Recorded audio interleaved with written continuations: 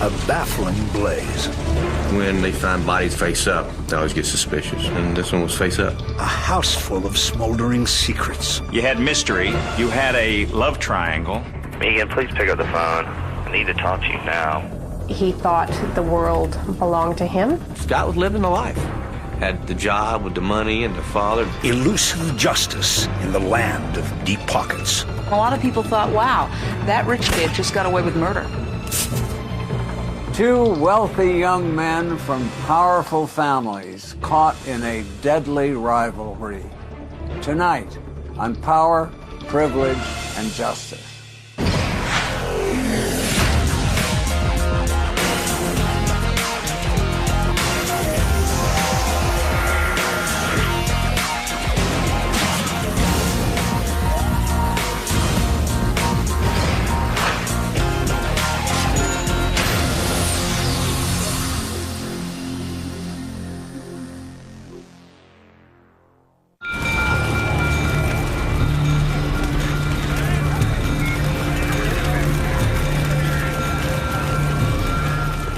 On a Tuesday night around 9 p.m., firefighters are summoned to a blaze in Atlanta's wealthy enclave of Buckhead.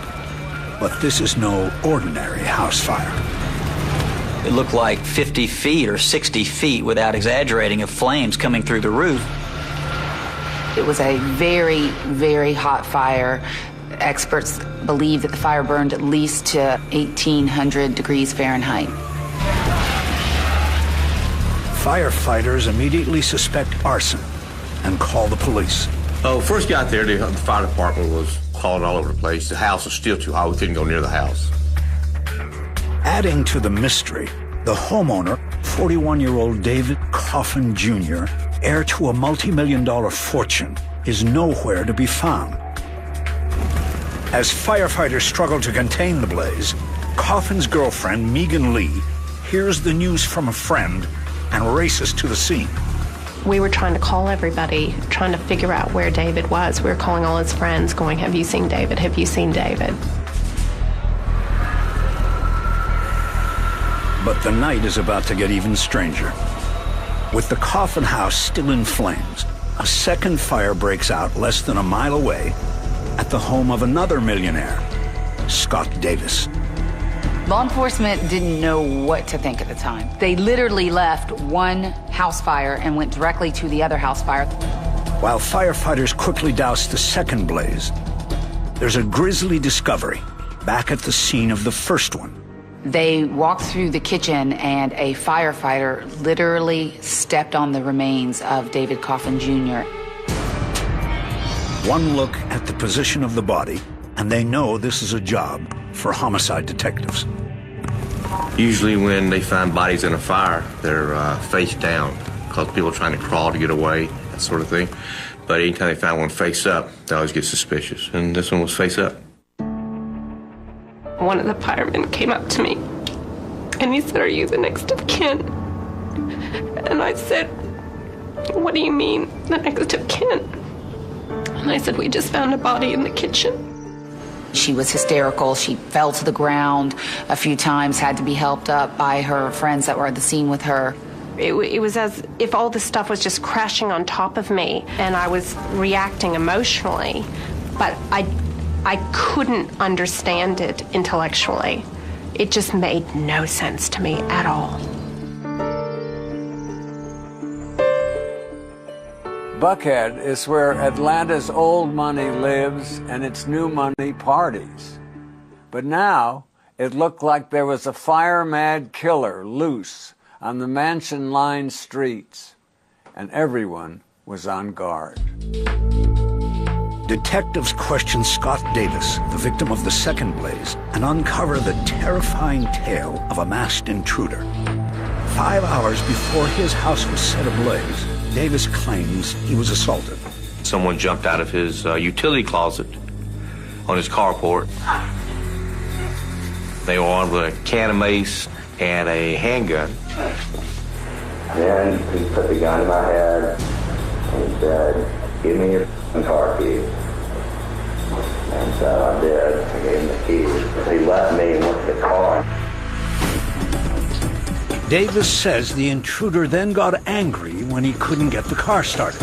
He got out of the car and ran by me, hit me, and knocked me into the trash cans and ran out the back. Mr. Davis said that he later found out he had missing a gas can and clothes and some tools from his carport.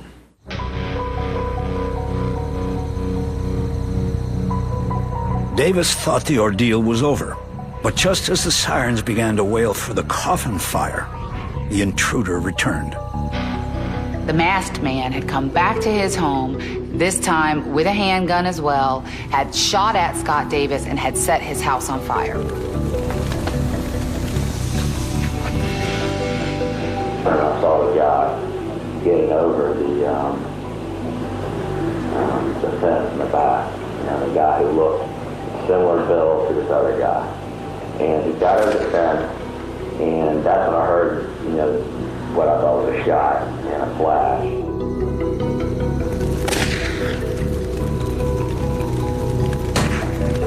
He says the person fired a shot at him and that he returned fire with a shotgun. Officers take to the streets of Buckhead, trying to pick up the suspect's trail. We had spoken to the neighbor of Scott Davis that night when we were there, and she had heard the shotgun blast, but she had not heard the single gun handgun. Nobody else saw the masked man, and the trail quickly goes cold. Back at the police department, Megan tells investigators about a bizarre event that took place a few days before the fire. Someone had burglarized David Coffin's house, stole weapons, stole computers, stole an antique watch, I believe it was. It was more like vandalism than it was theft, because they left Macintosh stereo systems, guns, Rolex watches, a lot of things in the home that would have easily been taken had someone had the motive for theft. When detectives question Megan about the second Buckhead fire, they're in for a huge shock. The surviving victim, Scott Davis, is her estranged husband. You know, I'm not Sherlock Holmes, but I think that the person who attacked Mr. Davis may very well be the same person that attacked and killed David Coffin. Taking Megan Lee out on a date didn't appear to be a particularly healthy endeavor. But there was far more to this story than met the eye. Fancy Buckhead was hiding an ugly little secret.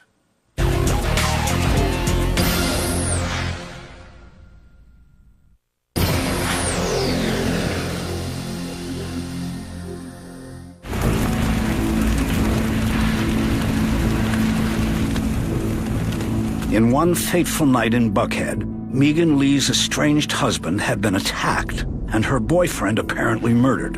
While investigators beat the bushes for stalker types at the fringes of Megan's life, they also take a closer look at the woman herself.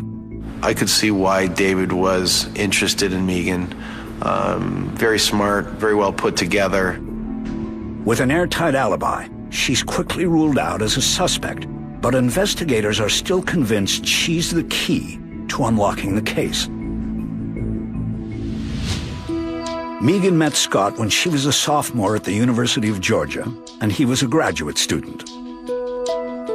His father was a famous forensic psychiatrist. He had every opportunity. He grew up in the lap of luxury. He went to a private school, a very expensive school for high school. He went to college in North Carolina, and then he went to the University of Georgia to receive his MBA. Scott had everything he wanted whenever he wanted. I think he had a sort of exaggerated sense of entitlement. And what he wanted above all else was Megan. He thought the world belonged to him, and he was also extremely driven as well. And that combination was somewhat attractive. She was a Southern belle. He was big man on campus. It was a match made in heaven, at least at the start. After graduation, the couple married and bought a stately old home in Buckhead. she got a job in marketing. He worked for Arthur Andersen, a top 5 accounting firm, and dreamed of a future in politics. Things seemed picture perfect. He had a beautiful wife, lived in the beautiful part of Atlanta, and had the job with the money and the father, the fame, and he's just Scott was living the life. But the fairy tale didn't last long. The minute we got married, things changed drastically because it was like that. It was like he won. All of a sudden, he had what he had been fighting for all those years. And once he had it, he didn't want anything to do with me. Nothing. After just 2 years, Megan moved out, filed for divorce, and became smitten with a new man, David Coffin. Oh, he was gorgeous. He was just a really beautiful man, both inside and out. And we seemed to click on a lot of levels. And he was just a great person to be around after being in such a miserable marriage for so long. Coffin was a transplanted blue blood from Connecticut, heir to the Dexter Corporation, the oldest company on the New York Stock Exchange. But instead of sponging off the family fortune, David came to Atlanta to stake his own claim. David was out there looking for something to create or an enterprise to buy, maybe a fledgling enterprise and really make it big. Coffin invested in several environmental startup companies. Playtime was also very important to the wealthy bachelor. David came from a prominent background and had access to a lot of great leisure time activities. He enjoyed most of them, whether it was nice cars or hunting or skiing in the Alps. He loved to be outdoors, whether he was snow skiing, skeet shooting, working on cars, chasing girls. He was, I think, your typical successful single adult, and we had a lot of fun. He had an easy time meeting women. But Megan seemed different. I think David was excited about Megan because she was very pretty, intelligent, interesting to be with, someone that had confidence, that he could take her into any environment. But apparently, someone was jealous of Megan's relationship. As police continued to question her about the days leading up to the fire, she can only point the finger at her soon-to-be ex-husband. According to Megan, her new relationship with David had stoked Scott's jealous streak. Scott Davis thought of himself as privileged, but then his estranged wife begins dating someone who has a lot more money than he ever had. He was incessantly calling her. He was begging to have her back. He began to try to disparage David to me, saying, he's got a reputation of womanizing and you shouldn't be around people like that. Megan says that Scott was practically stalking her and produces a tape to support her claim. Megan, please pick up the phone. Look, I don't want to argue. I don't want to fight. Just please pick up the phone. Megan, please pick up the phone. Please pick up the phone. I need to talk to you now. Come on, I'm not trying to be mean. I just want to talk to you. Megan, please pick up the phone. Megan, I love you. I just want to talk to you. Please pick up the phone. You're killing me. Megan says Scott's calls reached a fevered pitch on the Saturday before David's death. It became ridiculous. He was calling 30, 40, 50 times that night. Most of the messages were, I know David is there with you. Why are you doing this? Why are you killing me? David stayed over at Megan's apartment that night. The next morning at around 11 o'clock in the morning, David returns home to his home in Buckhead, and he finds that it had been ransacked. The dog came out and started barking. Detectives bring Davis in for questioning. He gave a total different story than Megan did about where the relationship was at. He described it as that they were going to get a divorce and that it was really all right with him. He was really moving on with his life as well. I definitely still love Megan, but, I'm also, going out on dates and doing my own thing too. So I'm just trying to kind of move forward with my life and let her kind of do what she needs to do. But the detective isn't buying it and confronts Scott about Megan's relationship with David Coffin. Began talking to him more earnestly about what had happened. And it was in this process that Scott says, man, I didn't shoot him. The veteran investigator is stunned. I said, I don't even know how he died. How do you know he shot? Well, somebody must have told me. Well, why would somebody tell you that when nobody knew that? Am I being arrested here? Arrested? I mean, when I came in here, I didn't think I was, being a suspect. I was coming in to report being victimized. Oh, you want to take a lie detector test? I'll have to ask my attorney about that one. The right thing to do is say, yeah, I'll take your lie detector test. I'll take any chance you wanted. That's the right thing to do. I want an attorney. It was just, you got agitated. That's about when he started asking for a lawyer. Sure enough, back in the smoldering ashes of the Coffin fire, forensic investigators find evidence suggesting that Coffin was shot. A 9mm handgun under the charred remains. Weapon was burned to a certain extent that you couldn't do a ballistic check on it. But a run of the serial number shows it's the same weapon stolen when David's house was ransacked. Detective Chambers is now convinced Scott Davis is a killer, but he needs proof. When I went for Scott, I wanted to have him. I wanted to have him, and I wanted to have him right. On paper, the case is beginning to gel, but for those closest to Scott Davis, it's hard to compute. The idea that somebody that I loved, that I'd been married to, was capable of this, that's not something you want to live with. And so I desperately wanted to try to find another scenario that could possibly fit. We've seen it happen many times before. An overprivileged fraternity boy from a powerful family gets in trouble, and the notion of justice for all vanishes. At this point, investigators probably thought they had their killer. No way they could have predicted the twists and turns the case was about to take.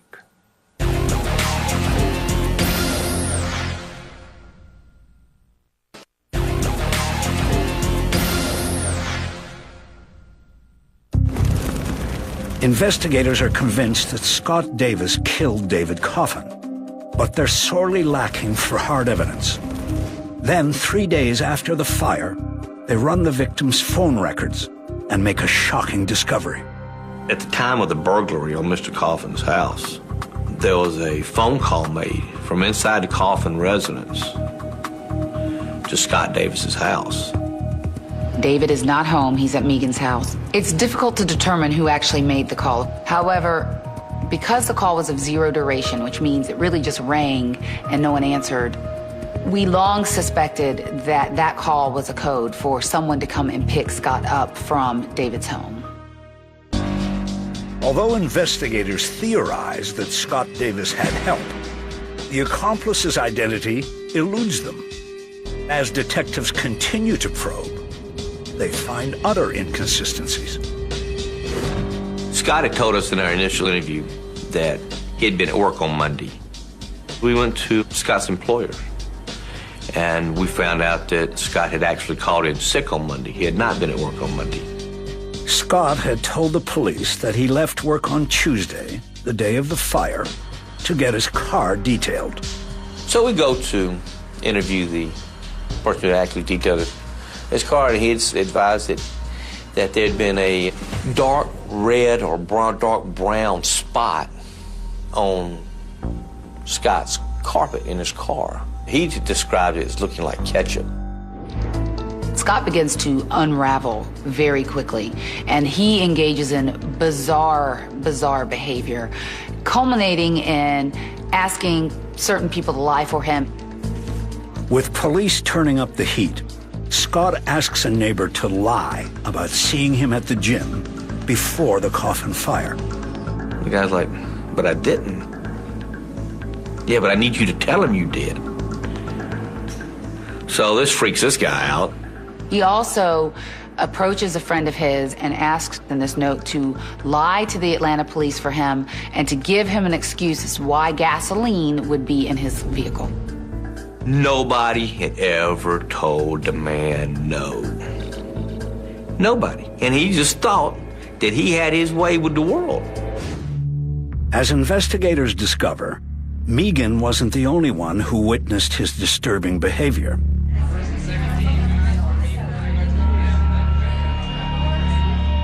Days before the murder, he showed up at a dinner party, dressed in black from head to toe, and acting very strange. Scott never takes his coat off, he never takes his black gloves off. And at the party, he begins to violently chop fruit and cheese and makes menacing comments. These people knew that he was having this situation between David and Megan, and so it was a very odd evening. People joked at him and said, hey, well, you plan on pulling an OJ on us? Now, everyone has to wonder if his peculiar behavior was a prelude to a murder. 3 days after the fire, there's a major break in the case. Investigators have found David Coffin's car, missing since his murder.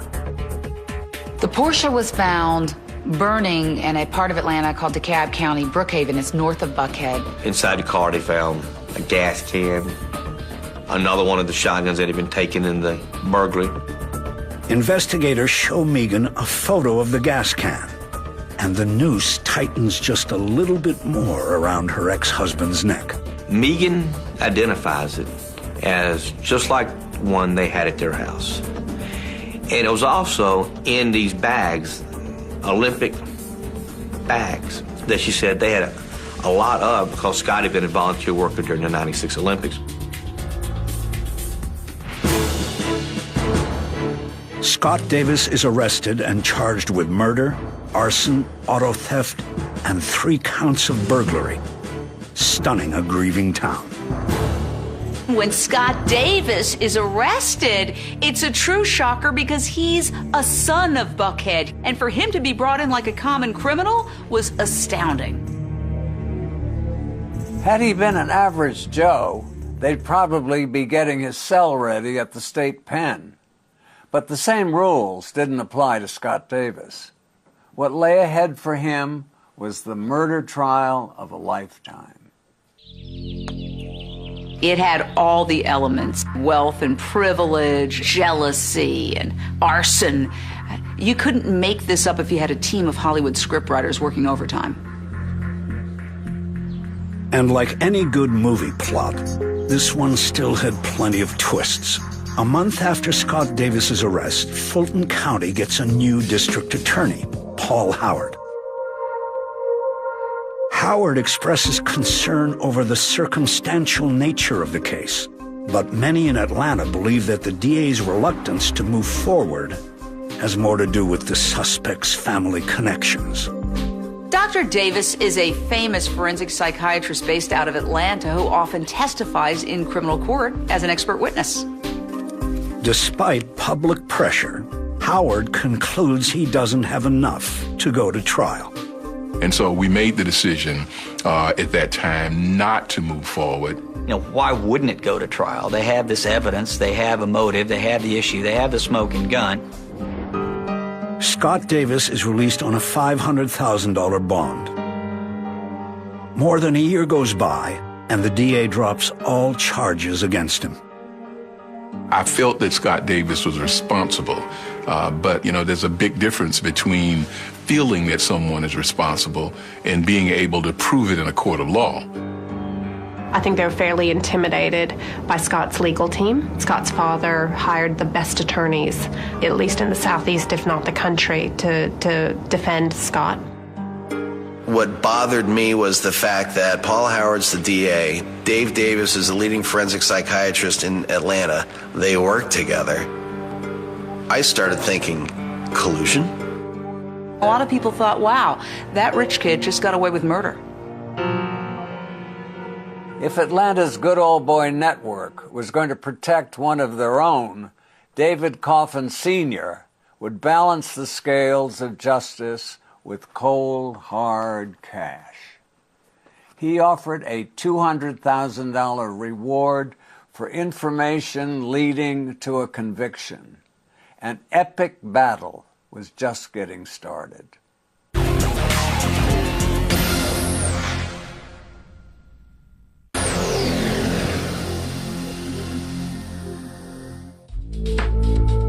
Despite the circumstantial evidence heaped against him, murder suspect Scott Davis is a free man after the DA drops all charges against him. As often happens when somebody who seems very guilty is released, there were rumors flying around.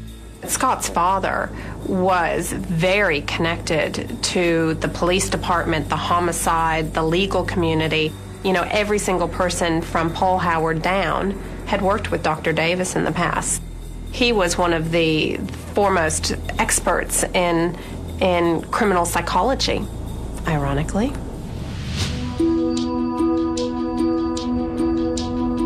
After Scott Davis is released from custody, Megan Lee finalizes her divorce and moves halfway around the world to Australia. She remarries and settles down. There's a fine line between love and hate, and I'm also keenly aware that in most domestic homicides, it's the woman that's killed, and that point has never been lost on me. As the years go by, Scott also leaves Atlanta. He eventually relocates to the San Francisco Bay Area.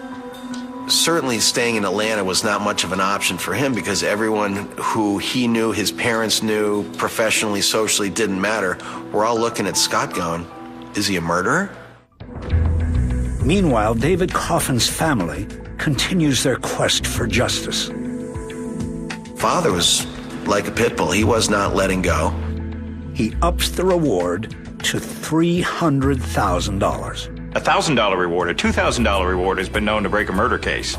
And this one was well beyond that. Shortly after the reward was announced, a private investigator named James Dawes contacted the district attorney's office and said that he had information on the Scott Davis case. Dawes claims Scott hired him the week before the murder. Scott Davis told James Dawes that David Coffin was sleeping with his wife and he wanted to get photographs or some kind of documentary evidence of Megan and David dating. Dawes offered to surveil Coffin over the weekend. Scott Davis told the PI that no, that was not necessary, that Scott would instead watch David's house for himself. That night, David slept over at Megan's apartment. Investigators suspect that Scott was watching them the whole time. Megan said that her and David had been involved in some, quote here, heavy petting, making out, that sort of thing. I think that was the point where that was the straw that brought the camel's back for Scott. Actually seeing that go on, it just sent him over the edge. And that's when he started, I believe, plotting and planning this crime. He admitted to Dawes that he was stalking the victim, that he was stalking the victim's home. He was checking out the victim's home.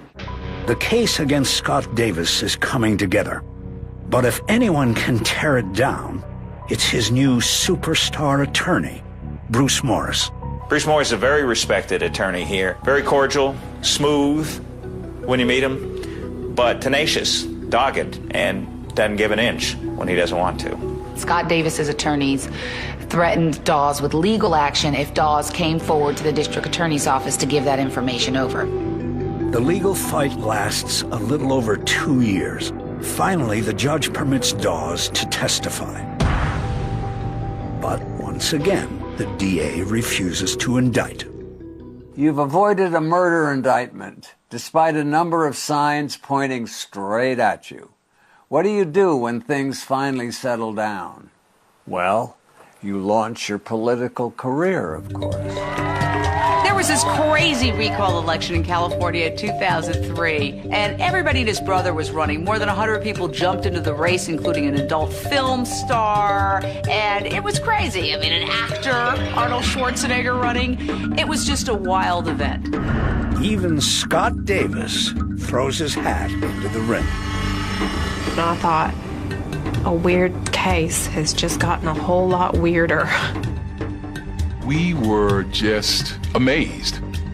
When news of the Coffin case hits the papers, the candidate quickly withdraws from the race. Scott Davis's short-lived campaign focused on the virtues of organ donation, a peculiar pet cause for a murder suspect.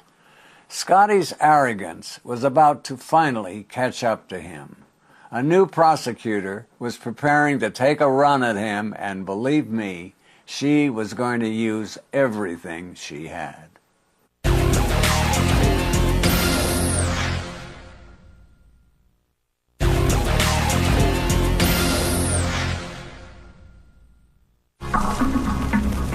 Eight years after David Coffin's murder, District Attorney Paul Howard establishes a new cold case unit and hires prosecutor Sheila Ross to head the team.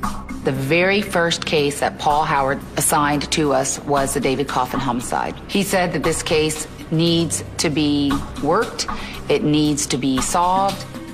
Ross takes a new look at the old evidence. Every witness that we contacted in this case was extremely frustrated with the process. I said, I'll do whatever you need me to do. I said, but if you're going to get everybody's hopes up, mine, the Coffins, everybody else, just to turn around and walk away from it like the DA's office had done before, I said, I wanted no part of that. There was no doubt in my mind that Scott Davis killed David Coffin. Scott killed his competition in hopes that once David was dead, that Megan would return to him. I don't think he just killed him for sport. I think he killed him so that he could get Megan back. Ross's persistence pays off. She swoops in and picks us up and said, let's go. We're going to drive it like we stole it. Let's go get him. She was the first person that actually got the case because it's a really tricky case. There's really fine timelines.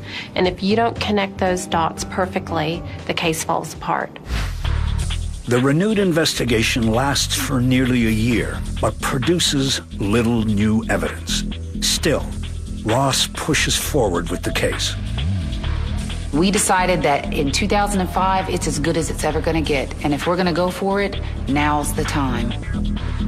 She talked to Dad and said, I want to go. I'm not going to tell you we're going to win, but it's time to go. Let's do it. 9 years after the fire, police arrest Scott Davis and charge him with murder. After his extradition to Atlanta, Davis posts a $1 million bond and is released. For a long time, Scott's family was winning that battle.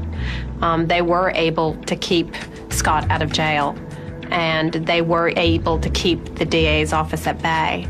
And finally, David's family was able to put enough pressure and have enough influence over the overall public sentiment against this case to get it to go forward. So it was an amazing battle between two families. Just when it seemed this strange case couldn't get any stranger, more than 40 pieces of evidence, including the murder weapon, vanish from police custody. That's just lame. This is still an open murder case, and to lose evidence in a case, especially when you think you know the killer is out there walking around scot-free, it's embarrassing. Davis's lawyers immediately moved to have the case thrown out of court. We explained to the court, and as we tried to explain to the media, the losing of the evidence was obviously at our detriment. It wasn't at his detriment. The judge denies the motion to dismiss and orders the case to trial. For prosecutors, the first task is to convince a terrified Megan Lee to testify. I felt a real sense of responsibility to the Coffin family. And I felt like I had to do it for them. Because at the end of the day, I felt like David had died because he made a choice to date me. The Scott Davis trial was the hottest ticket in Atlanta. Megan Lee was ready to take the stand for the prosecution, and the defense had a surprise expert witness who would leave everyone gasping. After 10 years, this story would finally get an ending.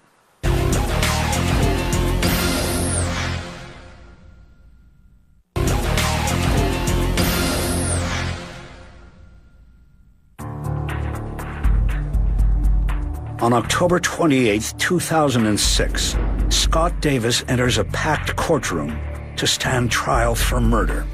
This case had it all: wealth, good looks, money, privilege, and murder.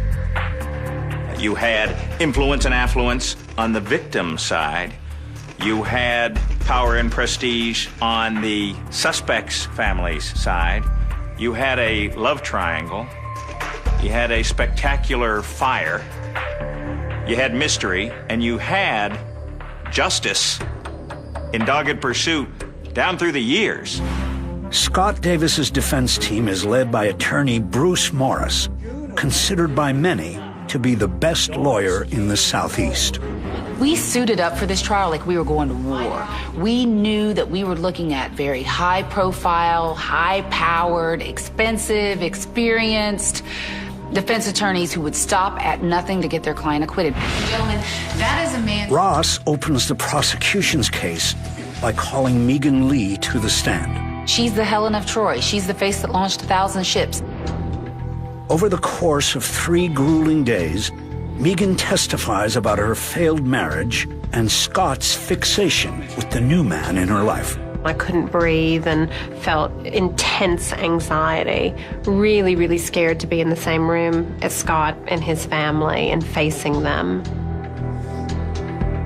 She was incredibly courageous, and it was very emotional for her to go through this. They pretty much accused her. Prosecutors argue Scott broke into David Coffin's home in the days before the murder in an attempt to intimidate him.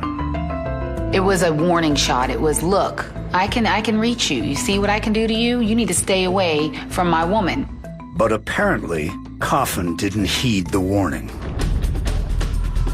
The prosecution claims Scott then went back to David's house on Monday night with one of the guns he had stolen. Goes up there, knocks on the door. David comes to the door. Scott puts a gun to his head.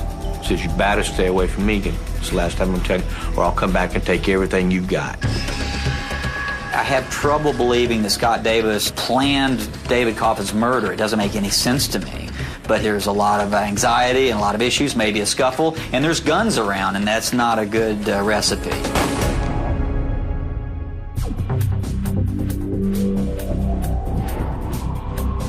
Investigators contend Scott returned the next night and set the fire to eliminate evidence.